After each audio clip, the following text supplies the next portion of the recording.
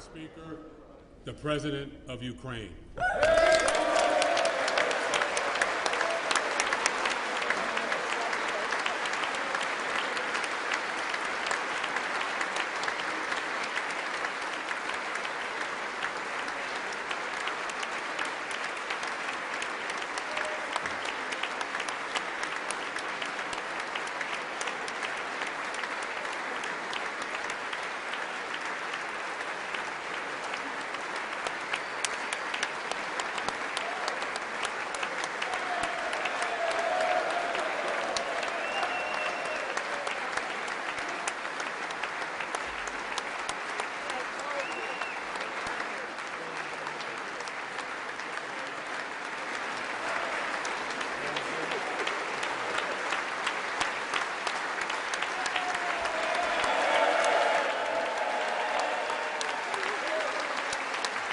Thank you so much.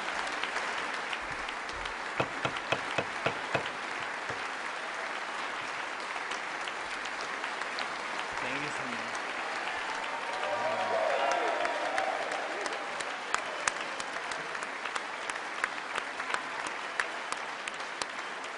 Героям слава.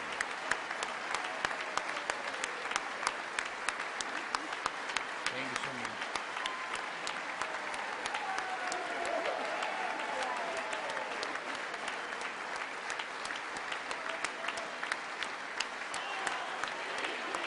Героям слава!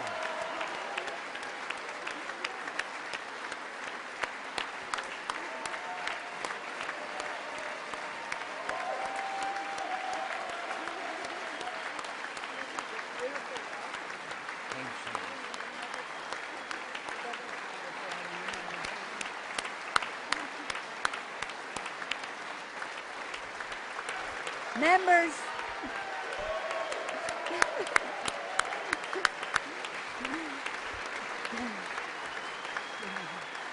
members of Congress, I think it's too much. I think it is. Members of Congress, I have the high privilege and the distinct honor of presenting to you His Excellency Volodymyr Zelenskyy, President of the Ukraine.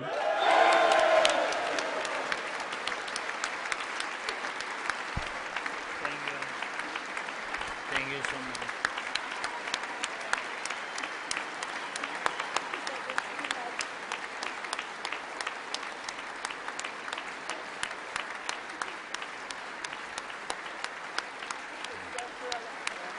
Yes.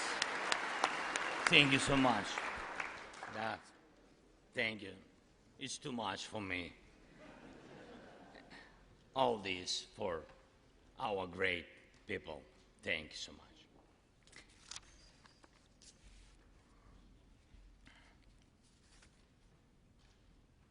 Dear Americans, in all states, cities, and communities, all those who value freedom and justice, who cherish it as strongly as we Ukrainians, in all our cities, in each and every family, I hope my words of respect and gratitude resonate in each American heart.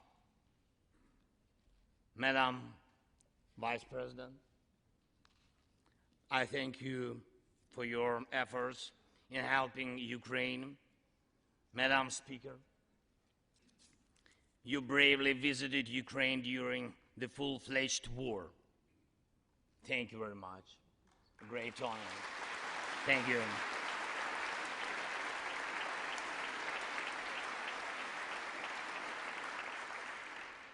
Great privilege to be here.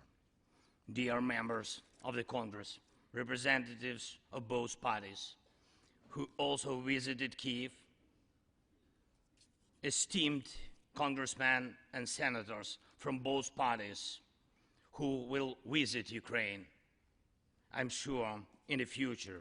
Dear representatives of diaspora,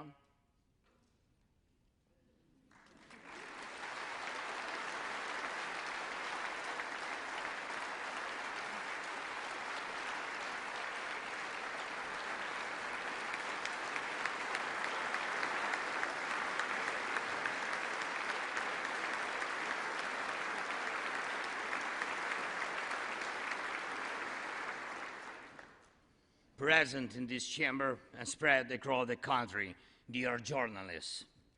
It's a great honor for me to be at the U.S. Congress and speak to you and all Americans. Against all odds and doom and gloom scenarios, Ukraine didn't fall. Ukraine is alive and kicking.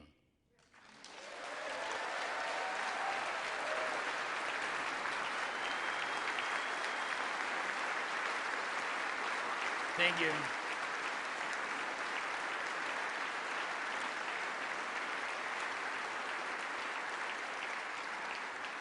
And it gives me good reason to share with you our first joint victory. We defeated Russia in the battle for minds of the world.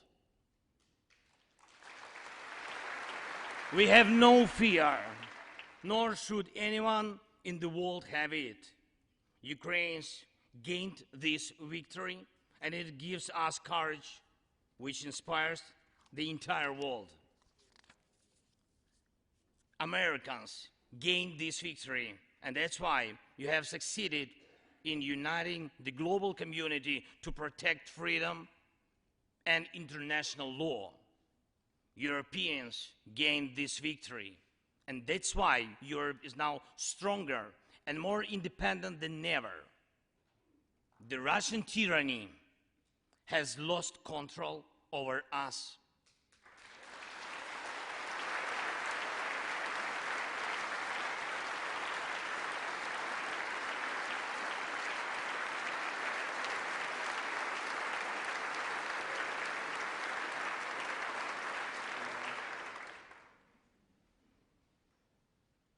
And it will never influence our minds again. Yet, we have to do whatever it takes to ensure that countries of the Global South also gain such victory.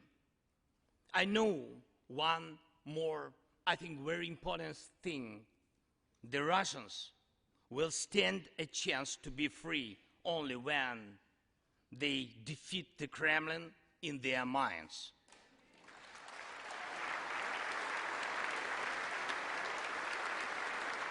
Yet, the battle continues, and we have to defeat the Kremlin on the battlefield. Yes, this battle is not only for the territory, for this or another part of Europe. The battle is not only for life, freedom, and security of Ukrainians or any other nation which Russia attempts to conquer. This struggle will define in what world our children and grandchildren will live, and then their children and grandchildren. It will define whether it will be a democracy of Ukrainians and for Americans for all. This battle cannot be frozen or postponed. It cannot be ignored, hoping that the ocean or something else will provide a protection. From the United States to China, from Europe to Latin America, and from Africa to Australia, the world is too interconnected and interdependent to allow someone to stay aside and at the same time to feel safe when such a battle continues. Our two nations are allies in this battle. And next year will be a turning point. I know it, the point when Ukrainian courage and American resolve must guarantee the future of our common freedom, the freedom of people who stand for their values.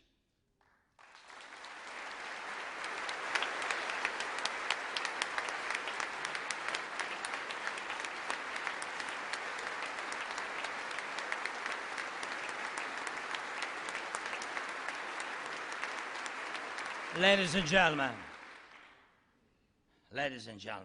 Americans, yesterday before coming here to Washington, D.C., I was at the front line in our Bakhmut, in our stronghold in the east of Ukraine, in the Donbass. The Russian military and mercenaries have been attacking Bakhmut non-stop since May. They have been attacking it day and night, but Bakhmut stands.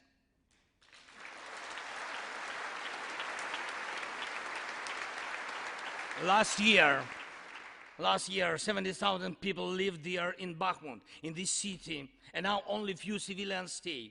Every inch of that land is soaked in blood. Roaring guns sound every hour. Trenches in the Donbas change hands several times a day in fierce combat and even hand fighting. But the Ukrainian Donbas stands.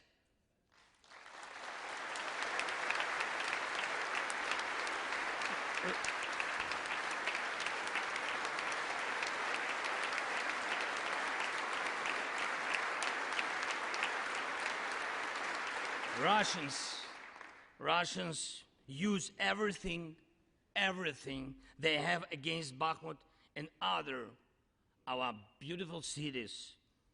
The occupiers have a significant advantage in artillery. They have an advantage in ammunition. They have much more missiles and planes than we ever had. And it's true, but our defense forces stand.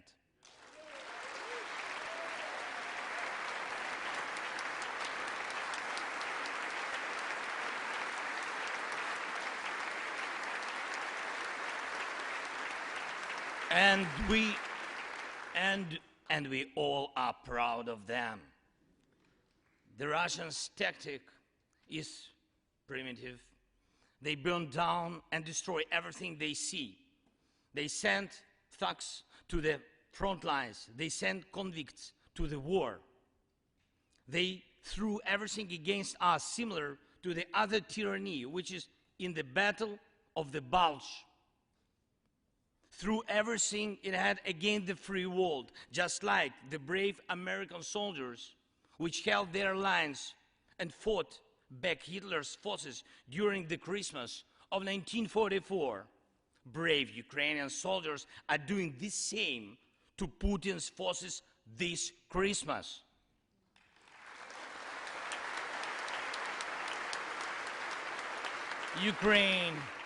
Ukraine holds its lines and will never surrender.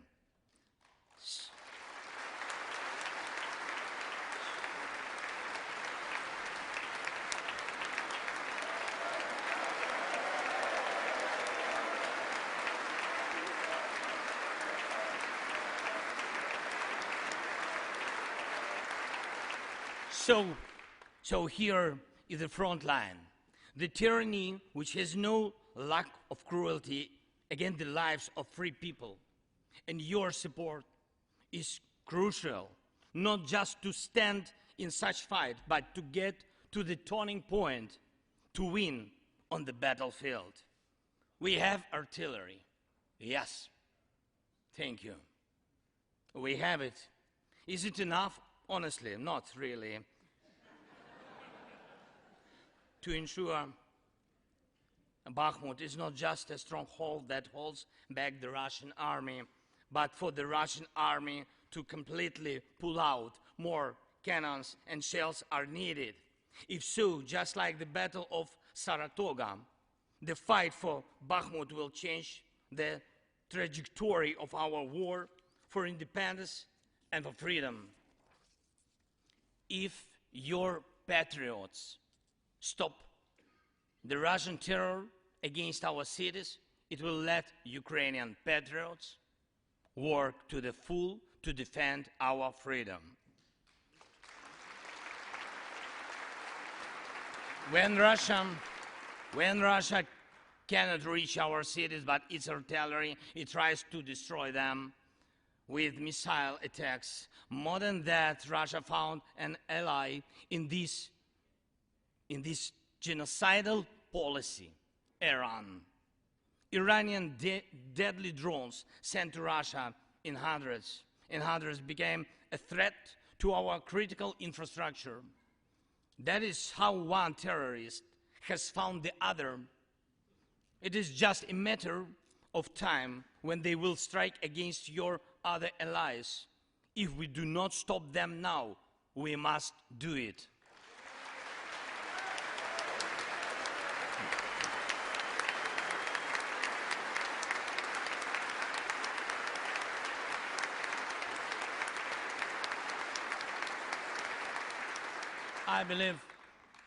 I believe there should be no taboos between us in our alliance.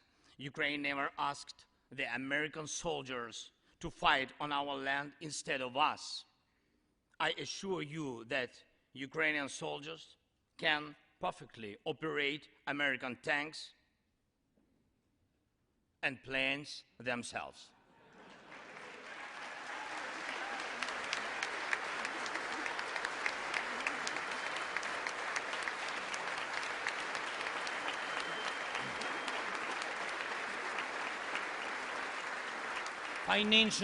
Financial assistance is also critically important, and I would like to thank you very much. Thank you for both financial packages you have already provided us with and the ones you may be willing to decide on. Your money is not charity.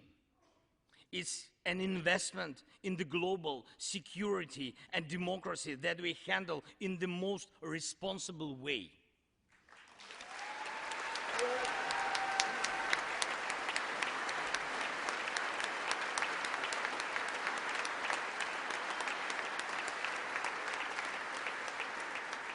Russia could stop its aggression, really, if it wanted to, but you can speed up our victory. I know it. And it will prove to any potential aggressor that no one can succeed in breaking national borders, no one committing atrocities and reigning over people against their will. It would be naive to wait for steps towards peace from Russia, which enjoys being a terrorist state. Russians are still poisoned by the Kremlin. The restoration of international legal order is our joint task. We need peace. Yes, Ukraine has already offered proposals, which I just discussed with President Biden, our peace formula, 10 points which should and must be implemented for our joint security, guaranteed for decades ahead. And the summit which can be held, I'm glad to stress that President Biden supported our peace initiative today. Each of you, ladies and gentlemen, can assist in the implementation to ensure that America's leadership remains solid, bicameral, and bipartisan. Thank you.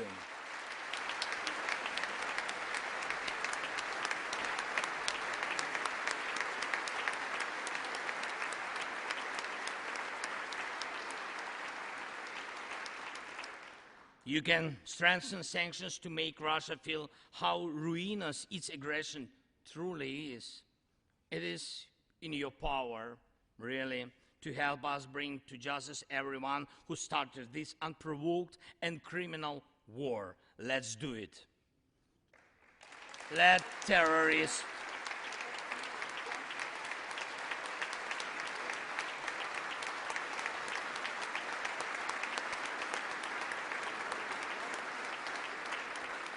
let the terrorist state be held responsible for its terror and aggression and compensate all losses done by this war. Let the world see that the United States are here. Ladies and gentlemen, Americans, in 2 days, we will celebrate Christmas. Maybe candlelit. Not because it's more romantic, no, but because there will be no electricity. Millions won't have neither heating nor running water. All of these will be the result of Russian missile and drone attacks on our energy infrastructure. But we do not complain. We do not judge and compare whose life is easier. Your well-being is the product of your national security, the result of your struggle for independence and your many victories. We, Ukrainians, will also go through our war of independence and freedom with dignity and success.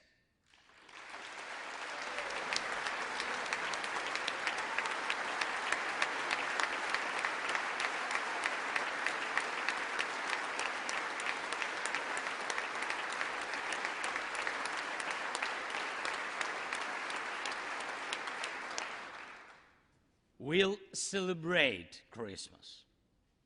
Celebrate Christmas, and even if there is no electricity, the light of our faith in ourselves will not be put out. If Russian missiles attack us, we'll do our best to protect ourselves. If they attack us with Iranian drones and our people will have to go to bomb shelters on Christmas Eve, Ukrainians will still sit down at the holiday table and cheer up each other. And we don't have to know everyone's wish, as we know that all of us, millions of Ukrainians, wish the same: victory. Only victory.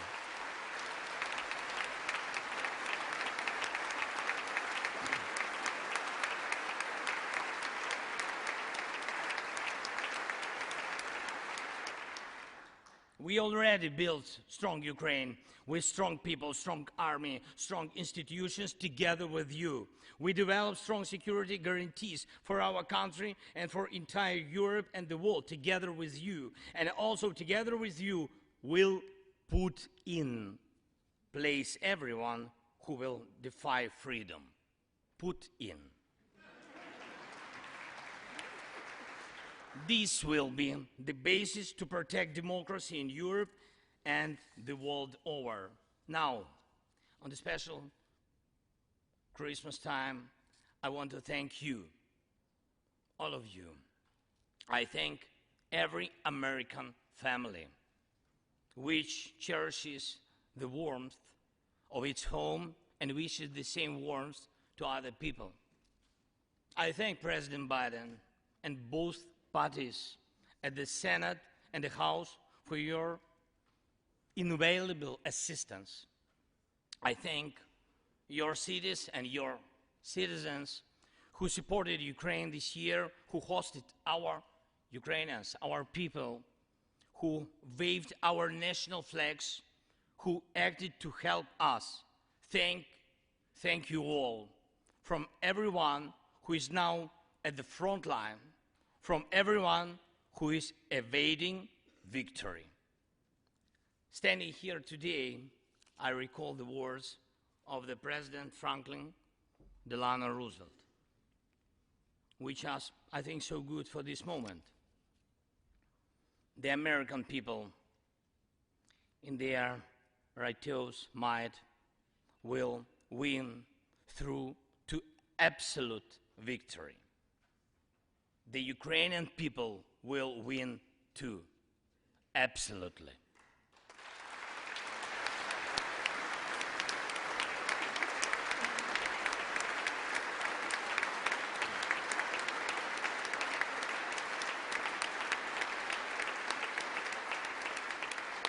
I know that everything depends on us, on Ukrainian armed forces, yet so much depends on the world. So much in the world depends on you. When I was in Bakhmut yesterday, our heroes gave me the flag, the battle flag, the flag of those who defend Ukraine, Europe, and the world at the cost of their lives. They asked me to bring this flag to you, to the US Congress, to members of the House of Representatives and senators whose decisions can save millions of people. So let these decisions be taken. Let this flag stay with you, ladies and gentlemen. This flag is a symbol of our victory in this war. We stand, we fight, and we will win because we are united, Ukraine, America, and the entire free world.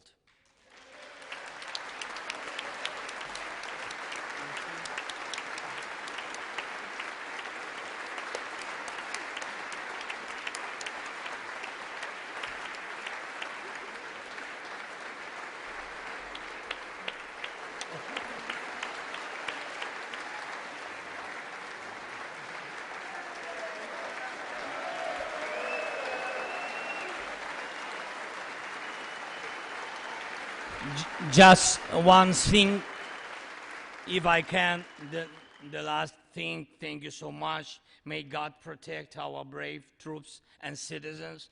May God forever bless the United States of America. Merry Christmas and happy, victorious New Year. Slava Ukraini!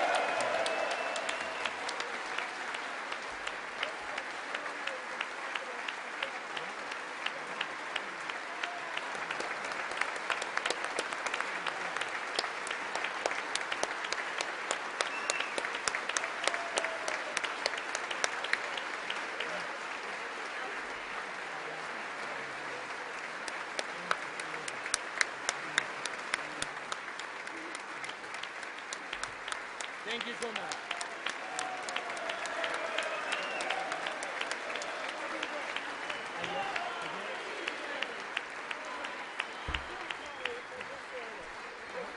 The capital today for you. Okay. To me, Somebody will carry it. I can hold. Okay. We'll turn around. Yes. There we go.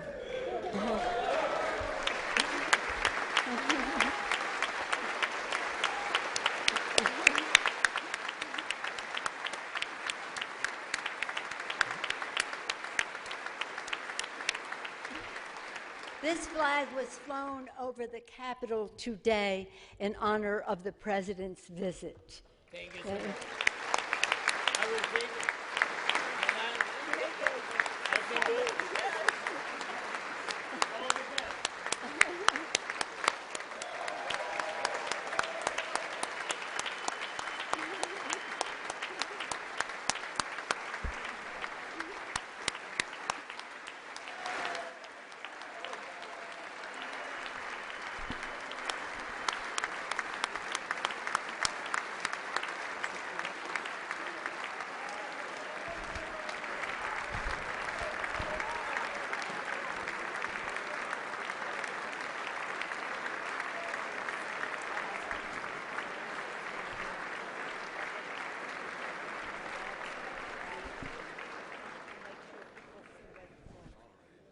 Okay. Is he out of the room? Okay.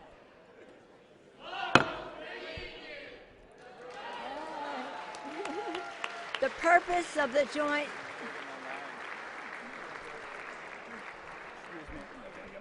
The purpose of the joint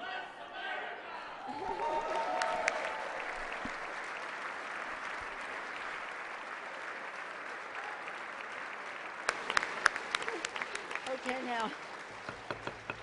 The purpose of the joint meeting having been completed, the chair declares the joint meeting of the two houses now dissolved. The House will continue in recess, subject to the call of the chair.